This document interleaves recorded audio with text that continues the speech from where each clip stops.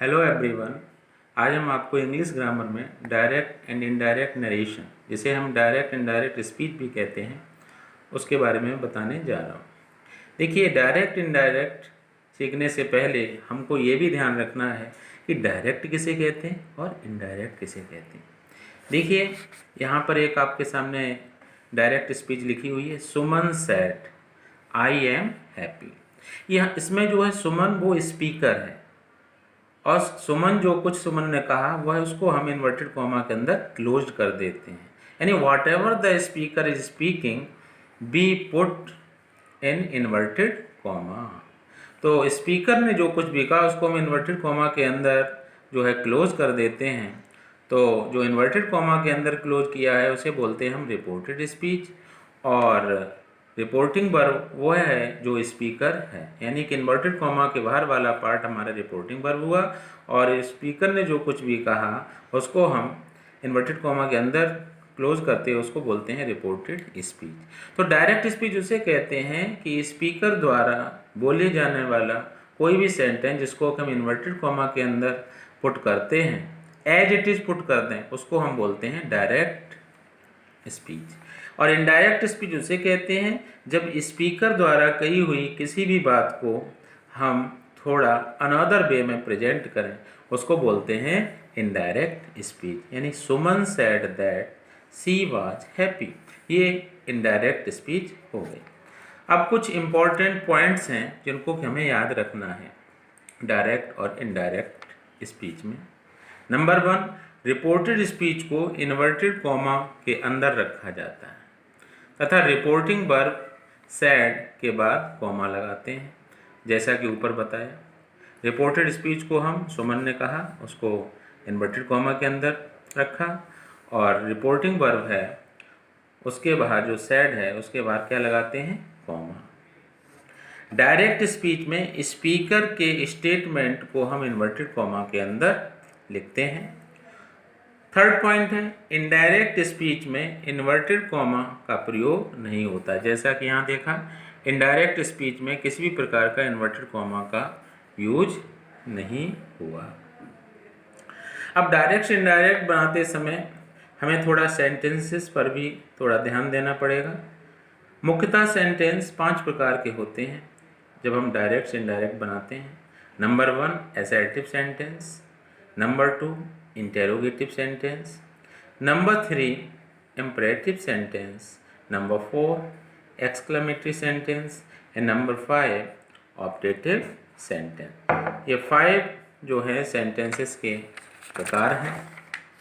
तो सबसे पहले हम लेते हैं असर्टिव सेंटेंस। इसकी डेफिनेशन क्या है आपको ये क्लियर कर दूं। A sentence in which something exist or not is called assertive sentence. यानी एक ऐसा वाक्य जिसमें किसी चीज़ का होना और न होना पाया जाए उसको हम बोलते हैं असर्टिव सेंटेंस।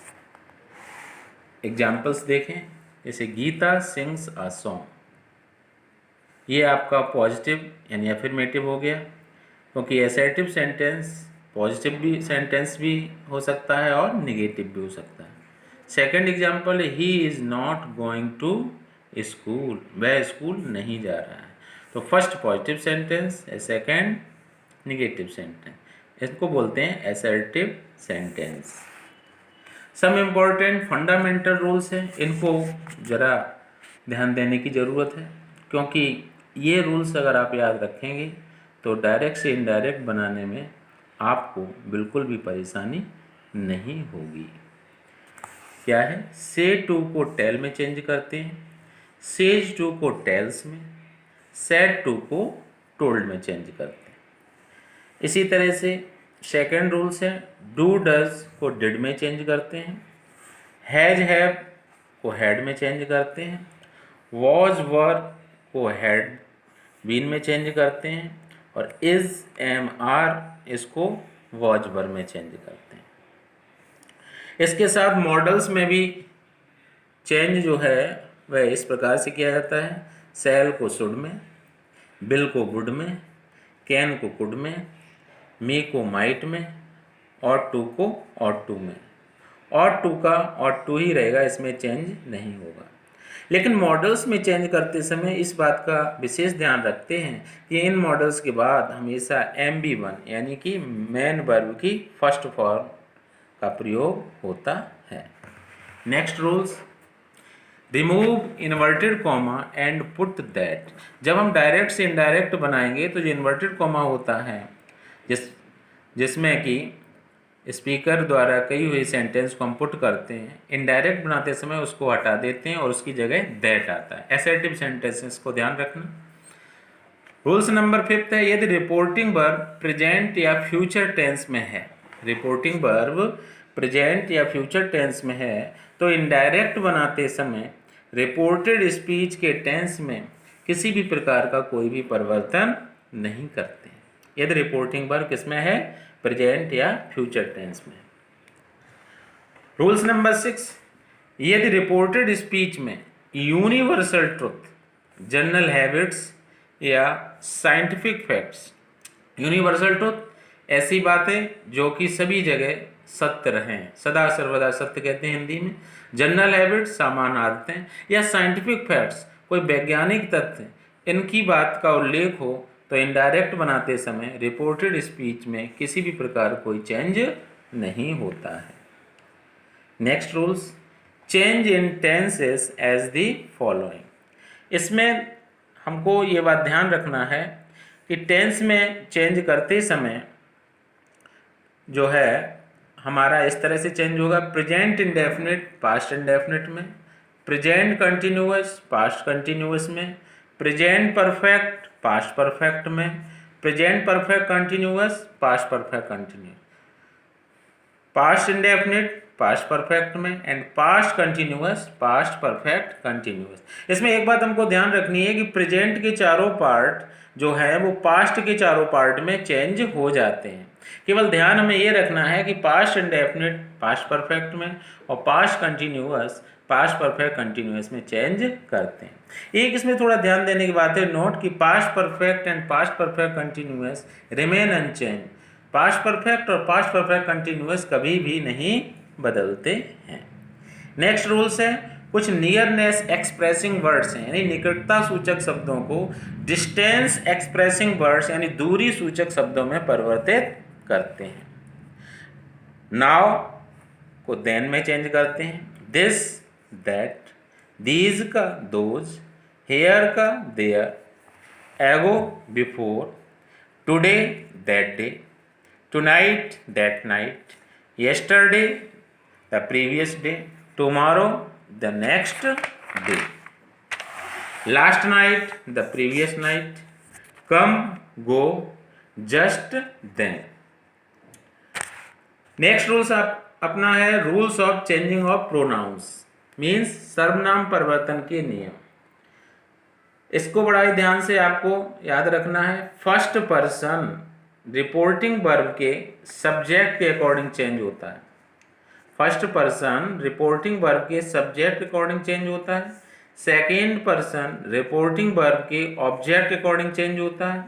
और थर्ड पर्सन चेंज नहीं होता, यानी थर्ड पर्सन है वो चेंज नहीं होगा। इसके लिए नीचे एक टेबल भी मैंने बनाई है, इसको अगर आप देखें तो आपको स्पष्ट रूप से समझ में आ जाएगा।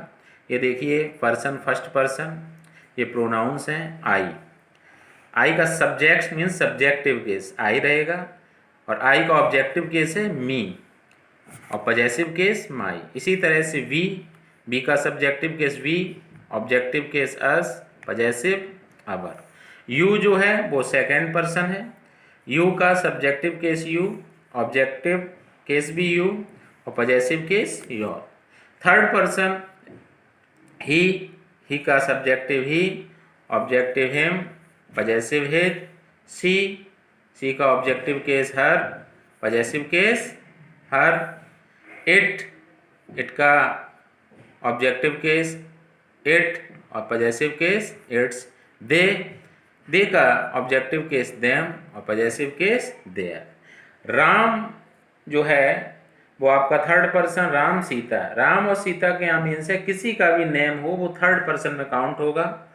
उसका जो है सब्जेक्टिव केस वही नेम, और ऑब्जेक्टिव केस हिम, और possessive case his. Sita, Sita का जो है सब्जेक्टिव केस सीता ही रहेगा, objective case her, possessive case her.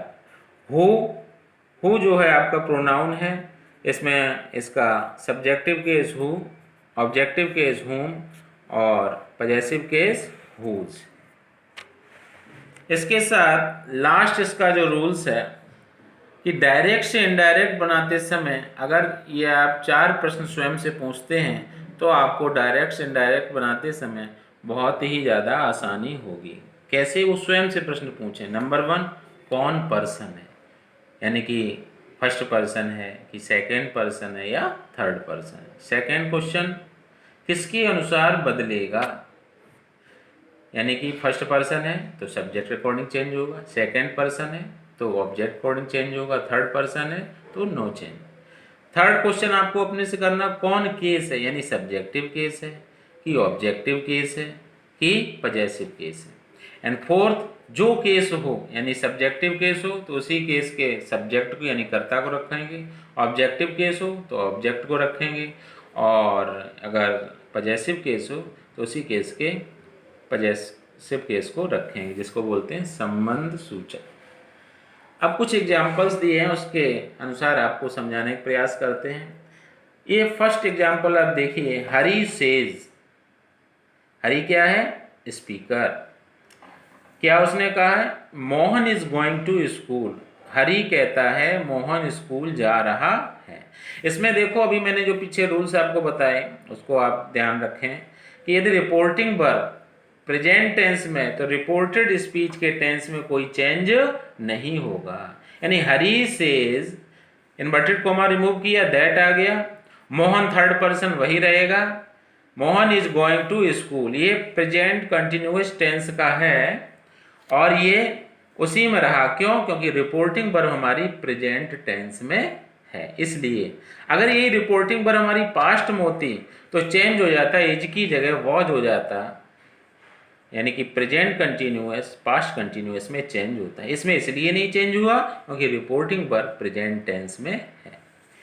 Next example, the teacher will से his brother is a good boy.